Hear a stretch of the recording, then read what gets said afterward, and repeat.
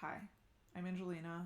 I run a business called Your Authenticity, which the main goal that I have is to teach people how to become authentically themselves by understanding their patterns of behavior.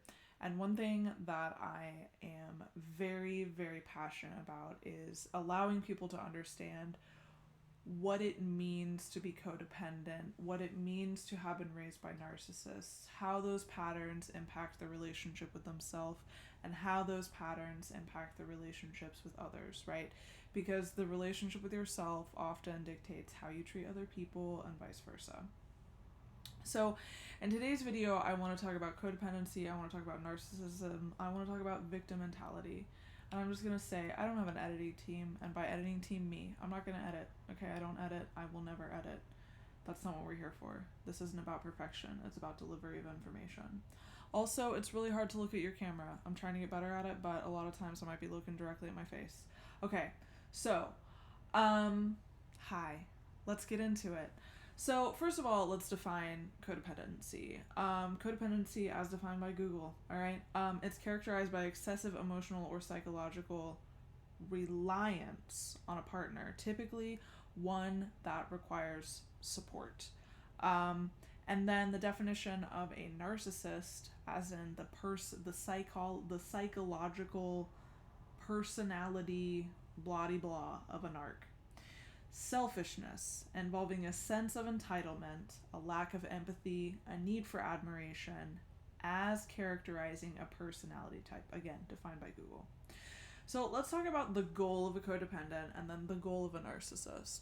So the goal of a codependent is to be affirmed in their identity, to be affirmed in their personality, to be affirmed in their being, and to never be left alone, which leads to them mistaking the behavior of a narcissist as being a genuine interest or love, right?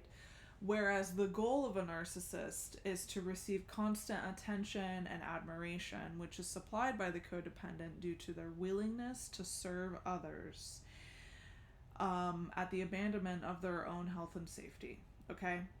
So I want to talk about what the victim mentality is, because during my own research on how this impacts me as a person, I realized that in a lot of ways growing up, I was playing the role of a victim, and it is because I was being victimized by my parents, but that meant that when I was getting into other relationships, I was trying to only interact with people by being a victim.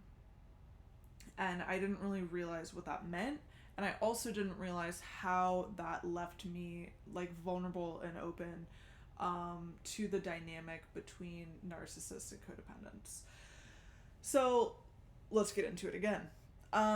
So let's quickly discuss the victim mentality and how it intermingles with the character traits of codependents. There is a particular pattern of behavior associated with playing the victim. Okay, it can be from many places, but in this example, I'm going to use the individual's desire for compassion and guilt from the other person. This is because humans are altruistic by nature. Seeing someone else suffering will typically mean that someone will come to their aid.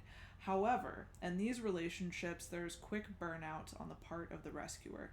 The victim is never able to alleviate their misery, nor is the rescuer able to help. It means that relationships for the victim will always be set up as victim and rescuer. The rescuer will always quickly exit the relationship with the victim, realizing there is nothing that can be done. In short, the dynamic between narcs and codependents is dramatically similar. The victim of abuse is the codependent who is unable to recognize the role they play in the relationship between the narcissist and the codependent, okay? Meaning that the codependent is trying to rescue the narc from their trivial, boring, and outlandishly dramatic life by being at the whims of their emotional or physical violence, manipulation, and lack of empathy.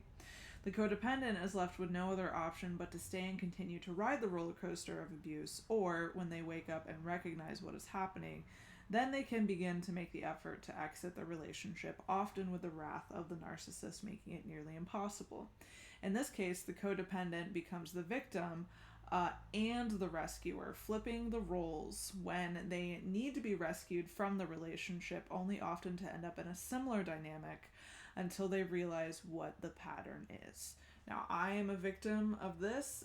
No, I am a pattern. This is my pattern.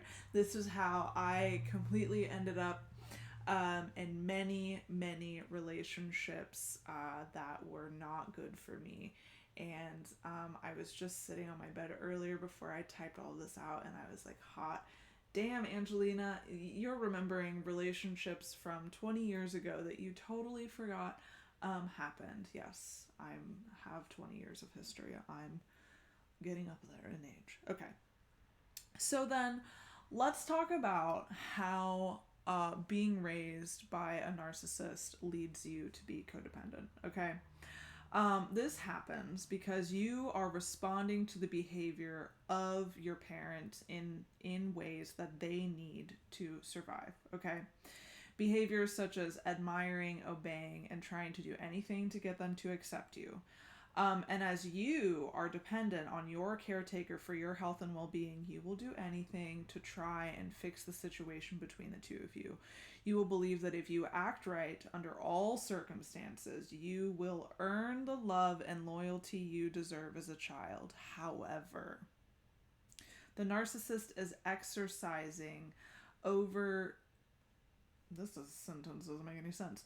The narcissist is exercising control over you through manipulation of your actions, and therefore you are just fanning their ego, right? You're catering to their needs and desires. However, you will never receive love in return. There's always just a tiny stopgap in all of the abuse that the narcissist returns, that you will eventually begin to believe is love. So since you are dependent on them for living, you will become deeply afraid of being abandoned and rejected, okay? Because that jeopardizes your very survival. This push and pull means that you are stuck in the loop of exploitation by the narcissist, really at their whim, their fancy. You're gonna do whatever it is you think is right in order to continue the relationship, and the narcissist will love that because that form of submission only proves to them that they're right. So let's talk about some classic behaviors exhibited by narcissists. I'm just gonna list them off. All right, get ready. Constant criticism, exploitation, being that emotional, financial, or social, a lack of empathy, manipulation, characterized by gaslighting, blame shifting, invalidation, criticism or insults, manipulative flattery, threats and intimidation, isolation, withholding, triangulation, and my personal favorite, minimizing abuse. We also have boundary violations and the ever-present state of the emotional roller coaster. All right, so that's a lot. If you remember any of those things as a child, if there are memories popping up and you're like, oh, that happened to me, that probably means that you were raised by a narcissist and that you have some unpacking to do. So what can you expect as a result of being raised by a narcissist? So intensifying feelings of helplessness and dependency, something that may impair empathy and communication, relational difficulties due to a disruptive attachment style. So why? Okay, why and what does this mean? So there are pathways, right, being developed in your brain based on how you're being raised. And the way that you're being treated by your narcissistic parent influences how you relate to others and the world around you, right? And it's carving those pathways for you. This means that those pathways, right, they form your entire personality, your perception of the world, right? This will impair the things that you need to fundamentally get along with yourself and others. Your self-worth, trust, emotional regulation, potentially developing physical ailments, substance abuse, insomnia, and everyone's favorite, lack of joy.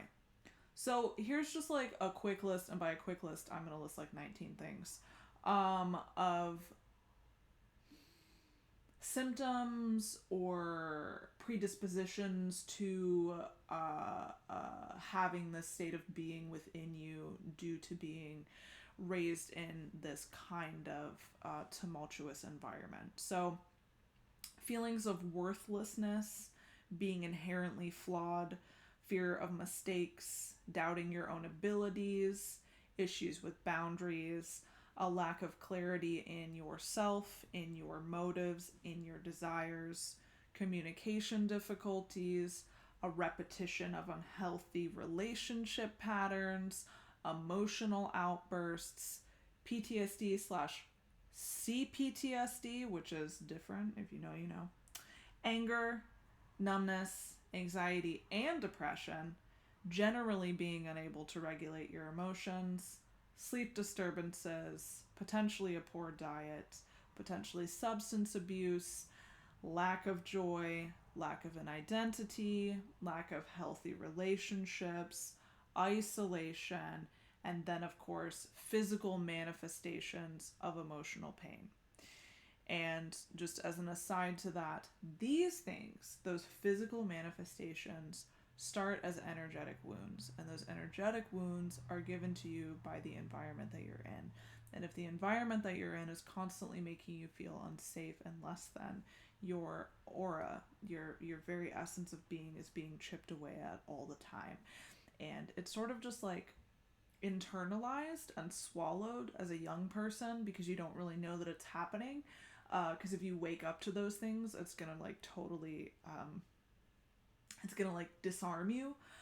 So the brain just like moves past it. What can I do for survival? What can I do for survival? But then when you're older, the manifestation of those constant terrible things can just be physical symptoms. So there is a website. I'm gonna put the link in the fucking description below. It's CODA, right, which is the Codependency Anonymous organization. They have an incredibly long list of codependent traits in several different areas. The thing that I want to illuminate for you in this video is that codependent traits and I guess I want to say abuse symptoms or symptoms of abuse that I have listed. If you pull up the list represented by CODA and you look at this list that I mentioned in the video, I think what you're going to notice is that there is a cross-pollination between the two, meaning that the symptoms of abuse often look like codependent traits, okay? And in that way, codependency is really developed as a response to being abused, meaning that it's sort of like a protection mechanism developed for you in order to get you through a time period of abuse, right? But it becomes unhealthy. I mean, it was never healthy to begin with, but you were doing it to protect yourself. But like, it becomes even more unhealthy the older you get because it can be dismissive and manipulative and crude and mean. So the areas of the list include denial, self-esteem, compliance, control, and avoidance. And again, the thing will be below, but then I have some more other things to say. So now that I've covered this information, I want you to take some next steps as the viewer, okay? And it's your choice now to decide what it is that you want to do about your behaviors. Do you want to keep them? Let's say that you don't. Just because you are codependent today doesn't mean, doesn't mean that you have to be forever, okay? So you will notice the more you dissect your relationships, how you have played out a particular role and pattern in each one of them. So from here, you will be able to understand what behaviors you struggle with most. And understanding what you struggle with is the only way to heal what you struggle with. Okay. I'd like to say it's obvious, but like sometimes it isn't. So as a coach, hi, I'm a coach. My suggestion is to start with the relationships that come to your mind first. Okay, write down things like the best and the worst times that you had with this person, why the relationship was so intoxicating to you, what you felt they gave you in return, why you left, or why you're still in it. Then, I strongly recommend visiting the Coda link that I'm going to put in the description below. I just hate all the jargon that we got to put into YouTube videos. Like, it is 2025. We've been doing this forever. You know what to do at this point. That's neither here nor there. Okay.